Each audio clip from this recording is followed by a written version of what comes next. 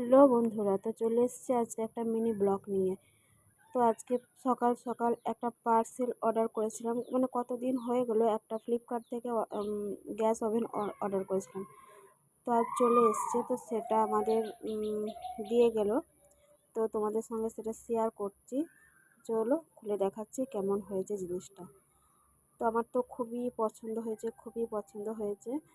তো যাই হোক, তো এই যে বের করে নিচ্ছি। জানো তো বন্ধুরা, প্রথমে স্ট্যান্ডটা মানে যেটা আর কি স্ট্যান্ড থাকে সেটা ভেবেছি নেই কো, কিন্তু তারপরে দেখছি বাবা না রয়েছে। তো এই যে এত সুন্দর, এই যে উল্টো দিকে বেঁধে দিয়েছে এটা।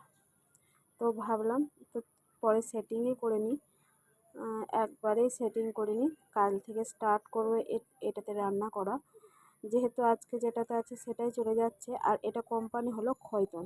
আর এই যে স্টার্ট করে দিয়েছি রান্না করা।